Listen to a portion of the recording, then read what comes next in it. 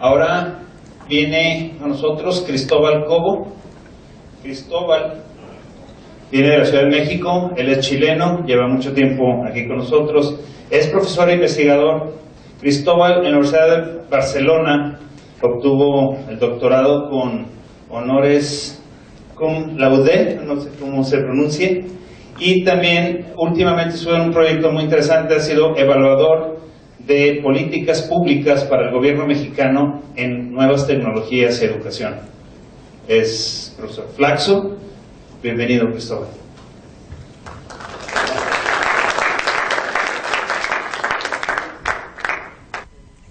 Okay, aquí está. ¿Cuál es la slide para avanzar? El del medio. ¿Sí, verdad? Bueno, ¿qué tal? Yo quisiera decir que por distintas circunstancias nos tocó vivir en una época que presta una atención especial al uso intensivo del conocimiento. En distintas áreas y disciplinas de la época actual, el conocimiento, la innovación, el I+D, la investigación juegan un papel central. Ahora, esto no es nuevo. Peter Drucker hace más de 50 años ya hablaba de estos trabajadores del conocimiento. Lo que sí es un fenómeno sintomático de nuestra época es que además de todo este proceso donde el conocimiento es tan importante, identificamos una suerte como de distanciamiento entre ese perfil profesional que demanda el mundo del trabajo y ese perfil que se está formando en los distintos sistemas de educación, ya sea escuela o universidad. Y por eso me pareció interesante que pudiéramos hablar un poco del aprendizaje. Hay distintos tipos de aprendizaje.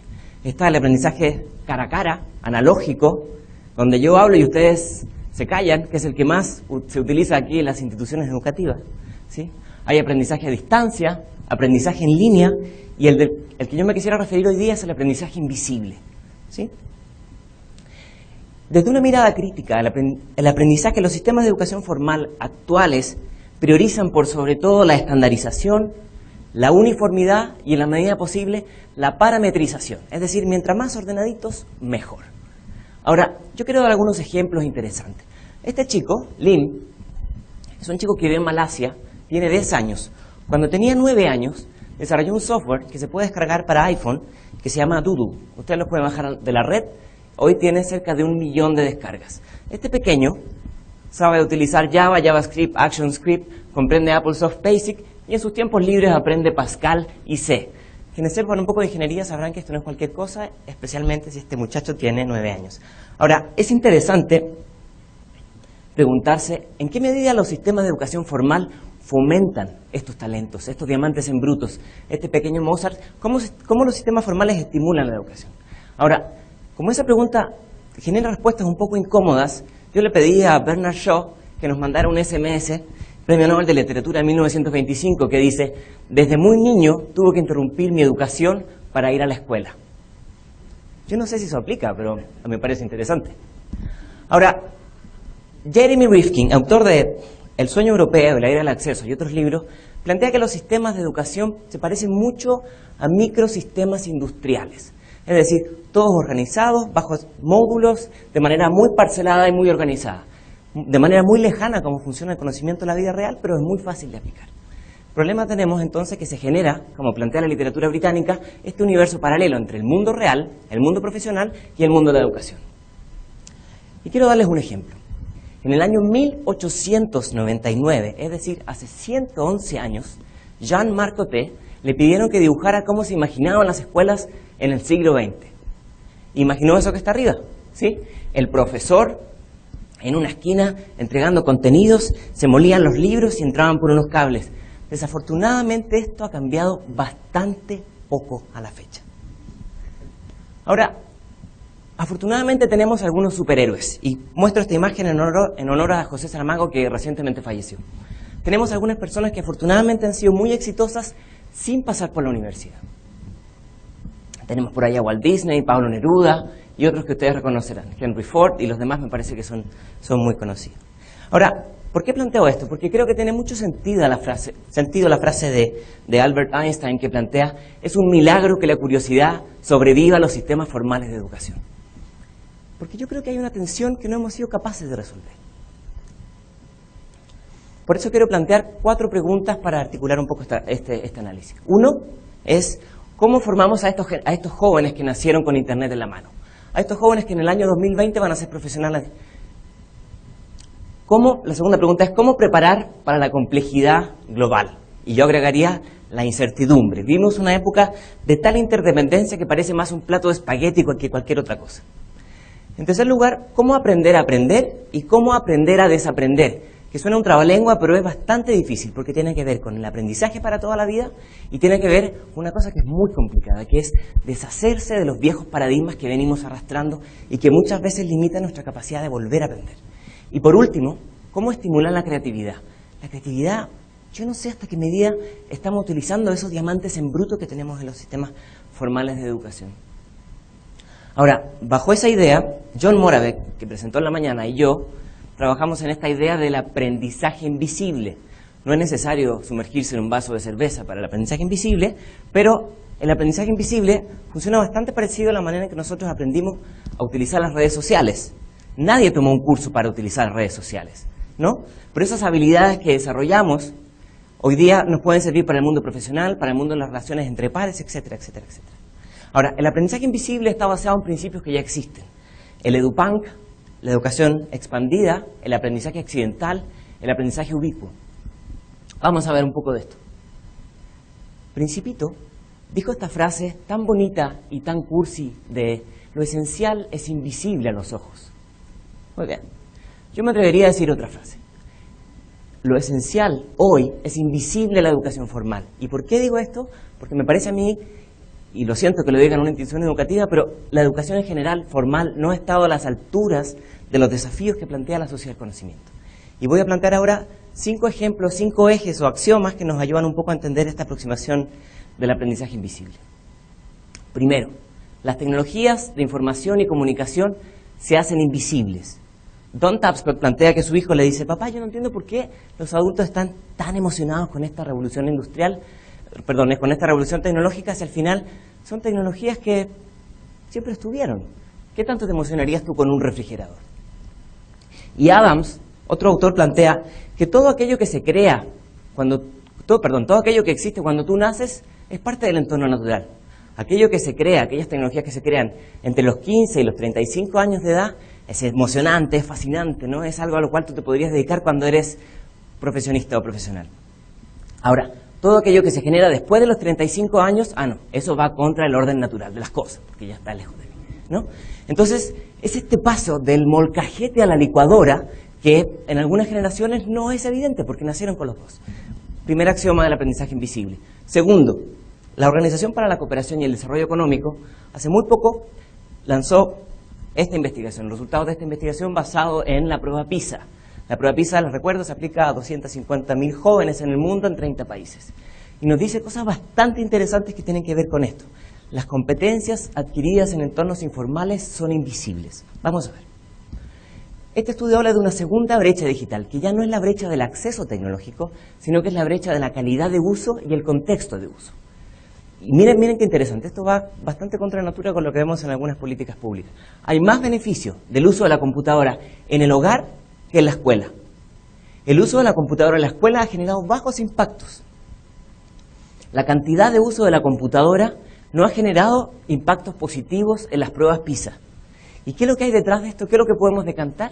Que las generaciones más recientes desarrollan sus competencias digitales esenciales para vivir en el siglo XXI en entornos informales, a través de la observación, el boca a boca, el ensayo-error, etcétera, etcétera, etcétera. Por eso quisiera yo que las escuelas se parecieran más a cómo es la oficina de Google en Zurich, un espacio caótico donde todo el mundo está trabajando y nadie está siguiendo las instrucciones de un tipo que habla adelante como yo en este caso. Tercer eje del aprendizaje invisible. Las competencias no evidentes resultan invisibles en los entornos formales. Ya di el caso del IM, pero en general, bueno, ese es el software que él desarrolló, pero en general nos toca que los sistemas de evaluación que tenemos en los entornos formales no estimulan la posibilidad de aprender. Todo lo contrario, estimulan el repetir y aplicar aquellos contenidos que entregó el profesor. Y por lo tanto, si hay algo que hacen los sistemas formales de evaluación es penalizan y castigan con pena de muerte el error. Y el error es la madre de poder desarrollar nuevos aprendizajes. Vamos a ver aquí brevemente unos videos. Cuarto eje, las competencias digitales resultan invisibles. Competencias digitales tan importantes en el marco de la sociedad del siglo XXI. Están presentes en la Agenda Lisboa, por ejemplo, dentro de las 8 competencias fundamentales. Ahora, lo interesante, y estoy poniendo ejemplos aquí de espacios más flexibles de utilizar la tecnología, por 2 cosas. Uno, porque tan importante como aprender es la posibilidad de aplicar lo que aprendimos. Por lo tanto, invisibilizar las tecnologías y darle potencia al conocimiento creado. Y 2, el aprendizaje ocurre cuando estamos haciendo otra cosa. Por lo tanto, hay que cambiar el switch de la manera en que utilizamos las tecnologías. Vamos a continuar.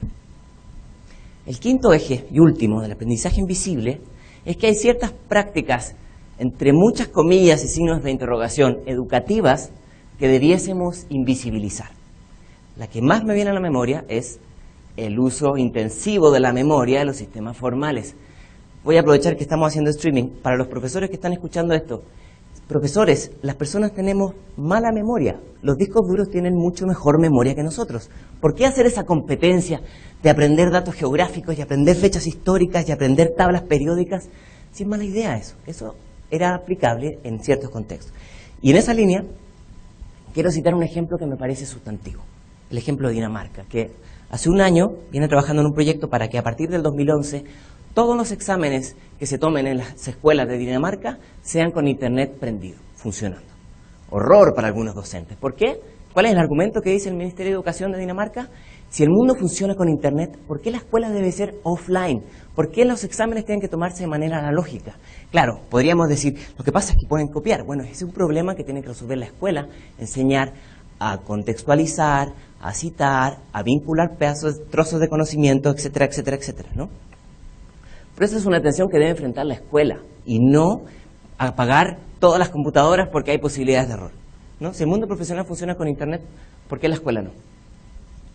Y como esto es muy breve, yo voy a terminar con estos planteamientos, yo diría que son de alguna medida dialécticos. Vamos a hablar de algunos ejes con respecto a esto. La tesis actual es que las tecnologías son el ticket para la sociedad del conocimiento, son el ticket de la modernidad. Por lo tanto, nadie se resiste a regalar laptops. Si hay algo que le gusta a los políticos latinoamericanos y a otros también, es tomarse una foto regalando una laptop. No hay una imagen que les parezca más irresistible, ¿no? De izquierda o de derecha siempre tienen que estar en este proceso. Ahora, este no es un tema nuevo. Ese señor Edison decía en el año 1921, es decir, hace casi un siglo atrás, ¿sí?, que el cine iba a cambiar la educación. Luego dijimos que la radio iba a cambiar la educación.